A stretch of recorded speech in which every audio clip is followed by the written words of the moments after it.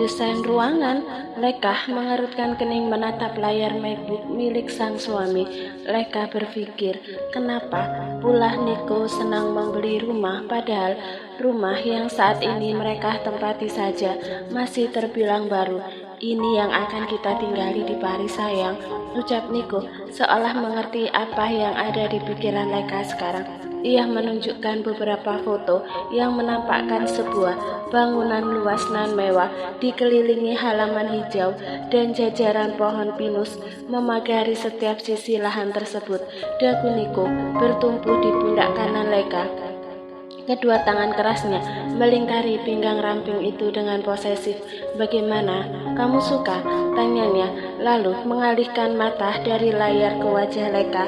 Meski dari samping, tapi pahatan mata, hidung dan bibir juga dagu Leka tampak begitu sempurna. Tak ada alasan bagi Leka untuk tidak suka. Niko selalu tahu seleranya yang menyukai halaman hijau nan luas, juga desain ruangan yang didominasi warna putih.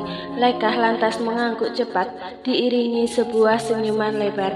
Sangat suka, aku jadi nggak sabar ingin segera pindah ke sana. Niko terkekeh, merasa puas karena penerimaan yang baik dari sang istri.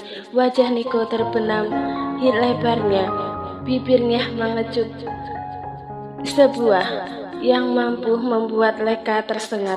You smell good, bisik Niko di dekat telinga Leka. Tanpa bisa Leka cegah, pipinya kini terasa panas. Oh Tuhan, hanya pujian biasa saja, tapi dirinya telah bersiap melayang jauh. You too, aku selalu suka aroma, ucap Leka balas memuji. Ah ya, Leka tiba-tiba teringat sesuatu, menolehkan kepalanya ke samping hingga berhadapan dengan wajah Niko di bahunya. Ngomong-ngomong, kamu apakan wanita itu? Setelah dia dari sini, sebelah alis Niko terangkat. Wanita itu? Siapa? Tanyanya tak mengerti. Itu tuh wanita itu yang tadi sore datang dan katanya meminta maaf. Katanya. Mata Leka merotasi, terlalu malas menyebut nama Janis. Sejak tadi dia penasaran apa yang dilakukan Niko pada wanita itu. Oh, Niko terkekeh geli melihat Leka yang memanggil Janis dengan sebutan wanita itu. Ia sesaat sebelum berkata, aku nggak melakukan apa-apa, hanya memberi perintah pada beberapa orang agar dia nggak bisa kembali atau memasuki kawasan Jakarta. Jelas Niko dengan enteng. Lalu kamu kirim kemana dia? Leka masih butuh penjelasan lebih. Ke pelosok. Aku akan memastikan dia nggak mengganggu hubungan kita lagi. Tapi gimana dengan anak yang dia kandung? Maksudku, aku nggak kasihan sama wanita itu. Aku cuma kasihan sama anaknya. Leka mengusap perutnya sendiri yang telah sedikit membuncit. Telapak tangan lebar Niko ikut mendarat di sana. Itu bukan tanggung jawabmu untuk memikirkannya, sayang. Kembali mengecup. Sekarang pikirkan saja calon anak kita dan juniorku yang sudah lama menganggur, ucapnya menyeringai lebar. Mata Leka mengerjap berkali-kali. Ia memang merasakan ada benda. Leka berdeham demi menepis rasa gugupnya, lalu pura-pura menekan-nekan keyboard MacBook untuk melihat gambar mention berikutnya. Hah? Ini bukannya fotoku waktu SMP? Kenapa banyak sekali? Gumam mereka saat mendapati banyak gambar masa remajanya yang masih tampak polos. Ini juga, ini kan waktu aku masih SMA. Oh gas, kenapa poseku kayak begini amat? Kamu sengaja mengambil fotoku diam-diam? Leka menoleh ke belakang, mendelik ke arah Niko. Dan dengan entengnya Niko mengangguk. Semuanya aku ambil secara diam-diam, ucapnya lalu mengulas senyum. Aku benar-benar gila bukan? Jatuh cinta dengan bocah ingusan yang jauh lebih muda dariku. Sampai-sampai aku rela memori kameraku penuh oleh fotomu. What? Bocah ingusan, protes Leka tak terima. Siapa bilang aku bocah ingusan? Aku walau masih SD, tapi sudah cantik. Lihat ini. Leka menekan-nekan touch keyboard dengan keras dan berhenti saat layar menampilkan foto dirinya sewaktu SD. Gelak tawa Niko menggema di ruangan itu melihat ekspresi Leka yang tampak menggemaskan. Cantik apaan? Rambut masih dikuncir 2 begini dan bibir cemberut. Cantik dari mananya? Candah Niko bermaksud menggoda. Padahal jauh di dalam hati dia mengakui bahwa Leka sudah cantik sejak kecil. Leka mencepikkan bibirnya dan membuang muka saat Niko berusaha menatapnya dengan tatapan menggoda. Buktinya kamu malah menyukaiku. Itu benar. Niko mengeratkan dekapannya. Tangannya menarik wajah Leka agar menghadapnya dan tanpa tunggu lama Niko segera. Meski awalnya Leka menolak dengan keras. Kenapa? Tanya Niko dengan suara serak. Ibu jarinya mengelus yang tampak lembab. Leka terlihat ragu untuk mengatakannya. Aku mau meminta sesuatu, boleh? Sebelah alis Niko terangkat mendengar pertanyaan Leka. Sesuatu seperti apa? Ini keinginan anak kita yang... Leka mengelus-elus perutnya. Ucapannya itu berhasil membuat mata Niko membulat sempurna. Dia mau es durian. Ucapnya lagi diiringi cengiran di bibir itu. Niko tampak terkejut, lantas melirik penunjuk waktu di dinding. Malam-malam begini mana ada yang jual es durian? Rutuknya dalam hati, tapi tak berani ia suarakan. Ya sudah, aku mau suruh Pak Eman untuk nyari makanan itu. Niko mengulurkan tangan untuk meraih benda tipis di samping MacBook. Enggak, Leka menahan tangan Niko yang akan mengambil ponsel. Kenapa? Nggak jadi, tebak Niko. Bukan, tapi anak kita maunya kamu yang nyari, ucap Leka dengan tak enak hati. Nggak peka banget sih jadi suami. Leka membatin. Ayolah ya, akhirnya keluarlah jurus Leka yang paling tak bisa Niko tolak saat melihatnya. Raut muka memelas dengan sorot mata penuh harap. Niko lantas mengangguk, mengiyakan. Ia tak berani menolak kemauan sang istri. Lebih tepatnya ia tak ingin membuat masalah yang akan berakibat pada rumah tangga mereka, dan tentu saja aktivitas malam mereka akan terganggu. Niko bergidik membayangkannya. Sudah cukup selama beberapa malam dia tersiksa, dan sekarang Niko tak mau mencari gara-gara lagi. Lagi pula, ini kali pertama dia mendampingi kehamilan istrinya, dan sejauh ini baru 2 kali Leka ngidam. Pertama saat Leka meminta Jonathan mengelus perutnya, yang tentu saja tak Niko kabulkan. Kenapa wanita hamil ngidamnya aneh-aneh? Kekeh Niko sambil berlalu meraih kunci mobil dan meninggalkan Leka di dalam kamar. Mau kemana Pak? Tanya Pak Satpam. Cari es duren. Hah? Tidak salah Pak, malam-malam begini mana ada yang jual es duren? Kata lelaki berkumis itu tak percaya, tapi tetap saja dia membukakan gerbang untuk sang majikan. Niko berdecak lidah. Jangan mematahkan semangat saya dong Rusli, ucap Niko ketus. Sebelum menginjak pedal gas dalam-dalam, ia akan mencari kemanapun makanan yang diinginkan Leka. Sang satpam geleng-geleng kepala melihat mobil Niko yang telah menjauh. Si bapak dikasih tahu nggak percaya. Vin, kamu tahu restoran mana yang jual es durian?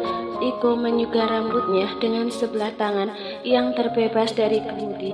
Sudah 30 menit dia keliling Jakarta Selatan, tapi tak menemukan penjual makanan tersebut.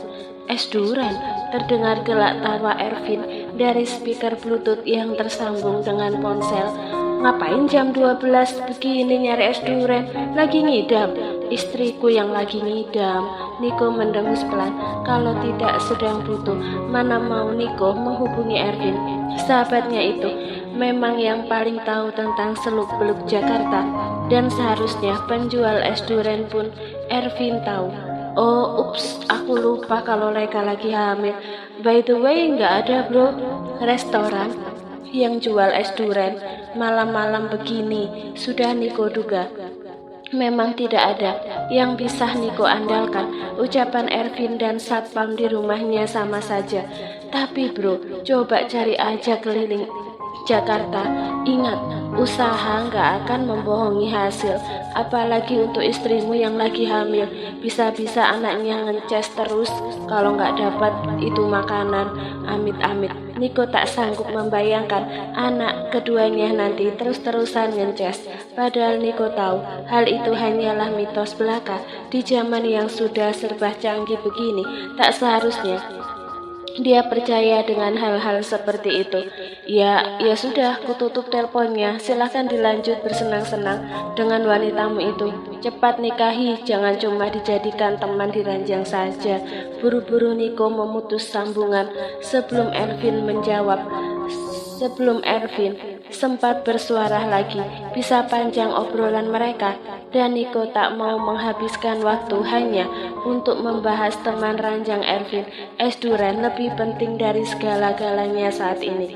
Niko tak kehabisan akal. Dia menekan angka 2 cukup lama untuk menghubungi Jonathan. Leika memang ingin Niko sendiri yang mencari makanan itu, tapi tak masalah kalau dia meminta bantuan anak buahnya, bukan? Toh Leika tak melihat. Niko menyeringai lebar. Tak lama, seringaiannya kembali hilang saat terdengar suara Jonathan dari seberang.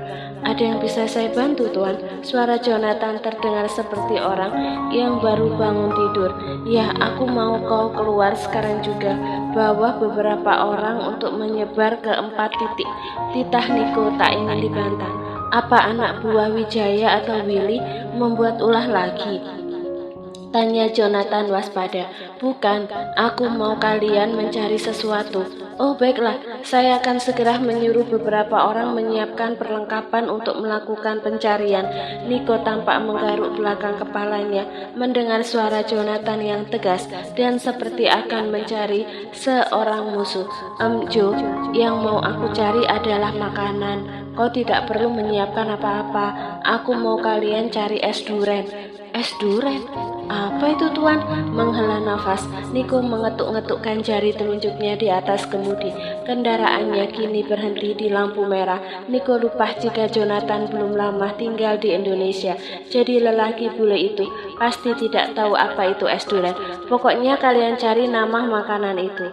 Kau bawa sopir yang mengerti makanan Indonesia. Kalian menyebar ke 3 titik. Jakarta Pusat, Utara, Barat, dan Timur. Cari sampai dapat. Niko menginjak pedal gas ketika lampu lalu lintas telah berubah hijau. Setelah Jonathan mengerti dengan perintahnya, Niko segera mematikan panggilan dan memfokuskan diri pada pinggiran jalan yang dia lewati. Tak di restoran, sepertinya di pedagang kaki lima pun tak masalah. Walau Niko sangat tidak setuju beli makanan di pinggir jalan, tapi demi anaknya, ia akan mengizinkan kali ini saja. Mata Niko berbinar-binar ketika melihat gerobak yang dia lewati, tapi gerobak itu hanya penjual nasi goreng, kue tiaw, dan aneka jajanan malam lainnya. Niko kembali mendengus kasar. 30 menit kemudian, Niko hampir menyerah. Dimanapun ia tak mendapatkan makanan yang diinginkan Leika. Mobil Niko melaju dengan sangat pelan, lalu berhenti saat netranya menangkap sebuah gerobak dengan tulisan Sop Duren. Niko tersenyum lebar sebelum loncat dari mobil dan menghampiri penjual yang sepertinya sedang beres-beres. Selamat malam Bang, jual sop duren ya? Tanya Niko ramah. Saya beli 1 porsi. Waduh, kebetulan baru saja habis Pak. Bapak telah datang ke sininya. Coba 2 menit lebih cepat. Bapak nggak akan keduluan sama orang itu Pak. Lelaki itu menunjuk anak muda yang duduk di atas jok motornya. Sial, Niko mengumpat. Ia menyesal telah berkendara dengan lelet. Apa nggak ada stok Bang? Biasanya ada Pak, tapi hari ini laku banget. Durennya juga sudah habis. Tuh lihat aja cangkangnya, udah numpuk begini. Niko sempat melihat tumpukan cangkang durian di dalam karung. Tidak ada cara lain. Niko berusaha menebalkan muka, membuang jauh-jauh rasa gengsinya untuk mendekati pemuda yang duduk di atas motor. Mas, mau menukar sop duriannya dengan uang 100 ribuan. Niko mengeluarkan 2 lembar uang berwarna merah dari dalam dompet. Pemuda itu melongo. Siapa yang tidak mau, Bu? Mau, Pak, ini ambil aja. Nggak apa-apa, saya rela lapar kok, ucapnya sumringah sembari menyodorkan sebungkus sop durian. Mata Niko memelotot tajam melihat makanan itu. Hanya tinggal setengah. Dengan ujung plastiknya telah bolong bekas gigitan dan menjadi jalan makanan itu masuk ke dalam mulut pemuda tersebut. Niko bergidik lalu memasukkan uangnya lagi. Maaf, tidak jadi. Lah Pak, katanya mau ditukar dengan uang itu. Gimana sih? Gerutu si pemuda sembari melanjutkan lagi memakan sop durian tersebut. Leka mondar-mandir di dalam kamar sembari sesekali melirik penunjuk waktu di dinding. Sudah pukul 2, tapi Niko belum juga kembali. Kekhawatiran mulai melingkupi hatinya, disusul dengan berbagai pikiran negatif. Ia takut terjadi sesuatu dengan lelaki itu. Bibir Leka menyunggingkan senyum lebar ketika terdengar suara klakson dari arah luar. Itu pasti Niko. Leka segera berlari untuk menyambut sang suami. Membayangkan Niko membawa es durian saja sudah membuat dia hampir meneteskan air liur. Gimana yang dapat? Tanya Leka sumringah ketika Niko telah berdiri di ambang pintu. Kamu gak tidur? Niko bertanya khawatir. Leka menggeleng. Belum, aku gak bisa tidur nungguin kamu. Niko tampak menghela nafas pelan. Maaf Love, tapi es duriannya, ucap Niko sengaja menggantungkan kalimatnya. Tak perlu dilanjutkan pun Leka tahu apa maksud ucapan Niko. Seketika wajah Leka berubah sendu dan menunduk. Gak ada ya? Ya udah deh, gak apa-apa, katanya lemas sambil berlalu masuk ke dalam rumah.